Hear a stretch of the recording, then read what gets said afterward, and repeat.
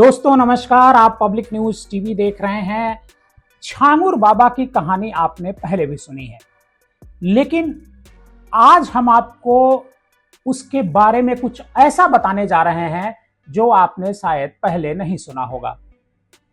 छांगुर बाबा कितना ताकतवर था और किस तरीके से उसे पुलिस और एडमिनिस्ट्रेशन उसका सहयोग करता था, इसकी पूरी कहानी बताएंगे आपको। दरअसल कोई भी गलत आदमी जब ताकतवर होता है, बड़ा बनता है, तो उसके पीछे कहीं ना कहीं पुलिस और एडमिनिस्ट्रेशन का हाथ उस पर जरूर होता है। क्योंकि चाहे वो अतीक अहमद हो, मुख्तार अंसारी हो, ब्रजेश सिंह हो, किसी माफिया का नाम आप लीजिए, तो अगर वो बड़ा हुआ है तो उसके पीछे उसको सपोर्ट पुलिस का मिला है और एडमिनिस्ट्रेशन का। छांगुर बाबा के मामले में भी ऐसा ही हुआ है। छांगुर बाबा जो इतना कुख्यात था, धर्म परिवर्तन कराता था, एक तरीके से वो बाबा बना हुआ था, लोगों को दवाएं देता था, बहुत बड़ा रैकेट छांगुर बाबा चलाता था और जमीन कब्जे भी करता था।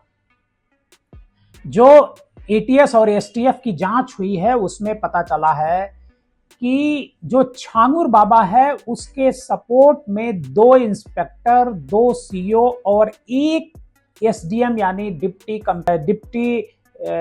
डिस्ट्रिक्ट मजिस्ट्रेट, मतलब उप जिलाधिकारी, इतने लोग उसका सहयोग करते थे। अभी प्रारंभिक जांच में ये पता चला है और पता चला कि ये जो थे अपने पद का दुरुपयोग करते हुए छांगुर बाबा उर्फ जमालुद्दीन के अवैध कारनामों में सहायता उसकी करते थे, जिसकी वजह से वो जमीनों पर कब्जा करता था और निर्दोष लोगों को फर्जी मुकदमे में फंसाता था।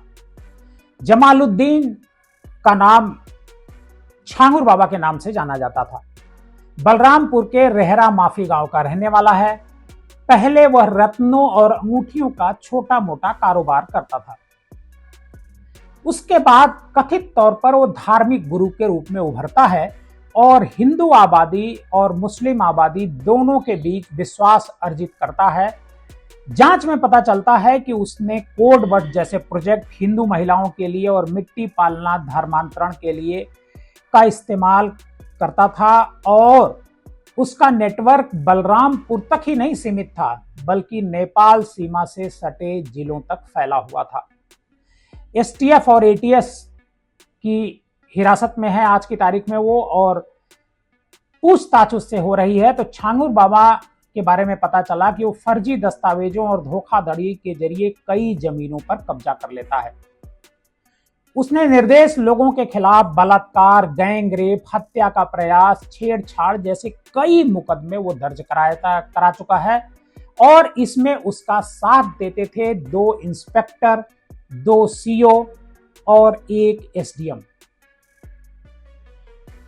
सूत्रों तक का यह भी कहना है कि इन अधिकारियों ने अपने पद का दुरुपयोग करते हुए पीड़ितों पर दबाव बनाया और जांच को प्रभावित करने की कोशिश की। छांगुर बाबा के नेटवर्क को विदेशी फंडिंग खासकर खाड़ी देशों और नेपाल के एनजीओ से मिल रही थी। इस फंडिंग का इस्तेमाल वह अवैध गतिविधियों में किया करता था, जमीनें कब्जा करता था, धर्मांतरण का भी उस पर आरोप है।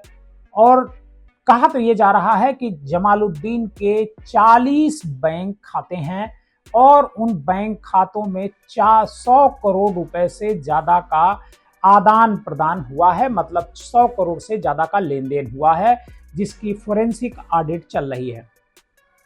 आपको बताएं कि 2022 में बलरामपुर में एक दलित हिंदू परिवार ने छांगुर बाबा और उसके सहयोगियों नीतू, मतलब नसरीन उर्फ नीतू, और छांगुर बाबा उर्फ जमालुद्दीन के खिलाफ एक शिकायत दर्ज कराई थी पुलिस में। इस शिकायत में आरोप लगाया गया था कि इन्होंने उनके साथ मारपीट की और धमकी देकर धर्मांतरण के लिए मजबूर किया। हालांकि उस समय इस शिकायत को गंभीरता से नहीं लिया गया। कहा जा रहा है कि ये जो पुलिस इंस्पेक्टर हैं जो इसका सहयोग करते थे, यही छांगुर बाबा के सपोर्ट में खड़े हो गए और उस दलित परिवार ने को मुकदमा वापस लेने को मजबूर किया और उसमें कोई कार्रवाई नहीं हुई।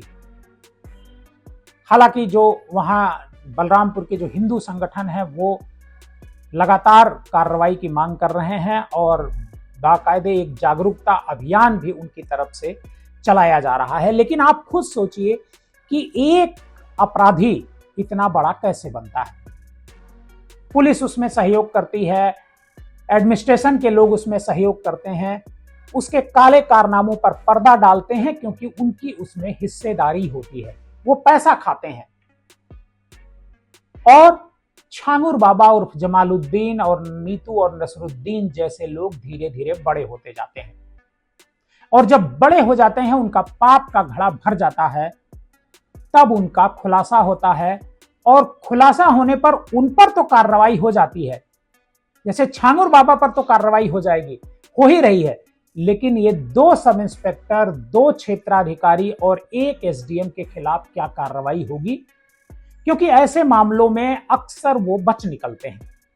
ये सबसे बड़ी चिंता की बात है और जब वो बच निकलते हैं, इसी वजह से लोगों का हौसला बढ़ता है और इस तरह के लोगों को पैसे के लिए सपोर्ट करते हैं।